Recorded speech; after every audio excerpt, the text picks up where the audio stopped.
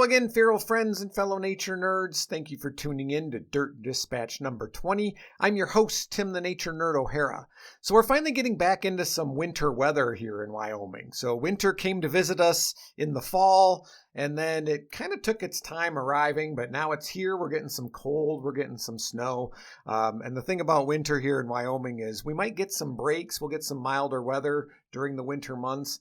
And then when spring rolls around, it can be kind of sporadic. It'll be nice, and then it'll be like winter again in late spring all the way up through May. But my favorite thing about winter, because I like being outside in the winter, and my favorite thing about being outside right after a light snow is seeing all the tracks of the critters that are always around, but you rarely see them. So a few weeks ago, I talked about going hiking, and I saw mountain lion tracks in the snow. And it made me realize there's mountain lions there all the time. I just don't usually know definitively that they're there. But also with a light snow, you'll see things like tracks of mice and voles or tunnels under the snow where something has passed through. Foxes. I've only seen one fox here in Wyoming, and it was unfortunately a victim of roadkill. But I've seen fox tracks in the snow, so I knew they were around. The other day I saw a perfect wing mark in the snow where an owl or a hawk must have snatched up a meal. So my most exciting observation recently, though, was 3 gray partridges. Now, I had found a road-killed member of this species in December, and what makes this so exciting is they're not normally found here around Cheyenne. Their range does extend into Wyoming, but this little southeast corner where Cheyenne is not part of their normal range. And when I went into eBird, the eBird app, to document it made me actually put in extra notes to justify the sighting because it was considered so rare for this area. But again, these are the types of things that you can see when you get outside in the winter. So I always say that one of my favorite sayings is, if you choose not to find joy in the snow, you'll have less joy in your life, but the same amount of snow. So get out there and enjoy it and play in it.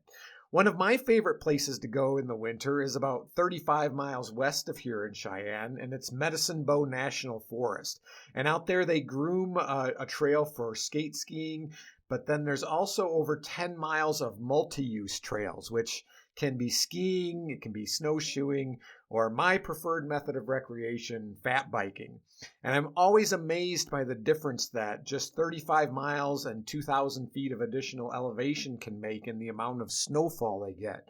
So the other day we were getting some flurries here in Cheyenne, not anything major, just a few flakes here and there. Meanwhile, Medicine Bow, my favorite place to go fat biking, got 6 inches of fresh, powdery goodness. So the key to winter recreation is knowing how to dress. So like I said, bundle up and get out there. Now I want to say a word about Canada geese. So we've still got Canada geese around here.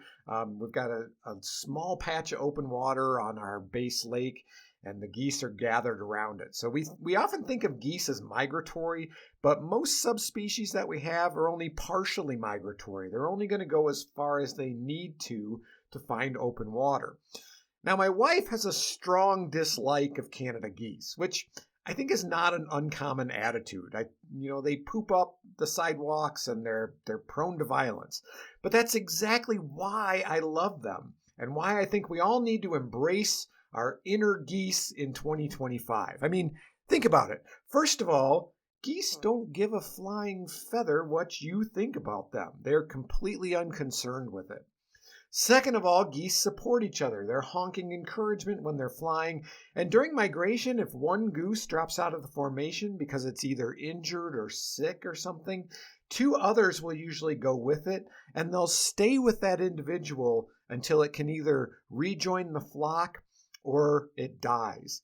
Now, finally, geese stand up for themselves and for the ones they love fiercely, and they're kind of ungovernable. That's why people tend to dislike them. But I say, what's not to love? So as we head into the uncertainty of the new year, I say, be a goose. Don't worry about what other people think of you and protect your flock fiercely if necessary. Okay, last thing, I'm going to plug an upcoming event, the very first Feral Final Friday webinar. So the last Friday of the month, January 31st, it's going to be at 11 a.m. Mountain Time. And I'm going to be talking about one of my favorite subjects, something I've mentioned here on the podcast quite a bit, and that is coyote myths and misconceptions. So all coyote myths are going to be exposed. I'm asking $5 just because I'm trying to break even on the cost of my Zoom subscription. So to register, you can pay that $5 either via PayPal using my email address, dispatchesfromtheforest@gmail.com, or you can use the Cash App and use the hashtag ForestNerd. And then just shoot me an email at that same email address, dispatchesfromtheforest@gmail.com, and let me know that you've registered, you've paid the fee, and I'll add you to the list and I'll send you out the Zoom link. The other way that you can get the Zoom link is to become a paid Patreon member. Become a patron. Patreon.com/dispatchesfromtheforest is my Patreon address. Patrons at all level are going to get the Zoom link. And if you can't participate live, that's fine. Anybody who registers, I will send a link to a recording of the webinar afterwards so you can watch it at your leisure.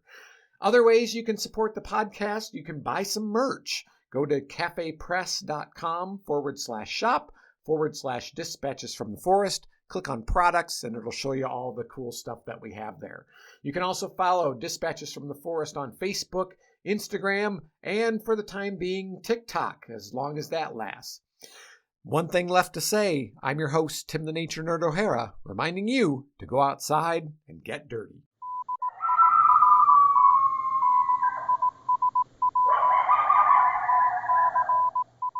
Dirt Dispatches is a production of Dispatches from the Forest and may not be used or rebroadcast whole or in part without express written permission.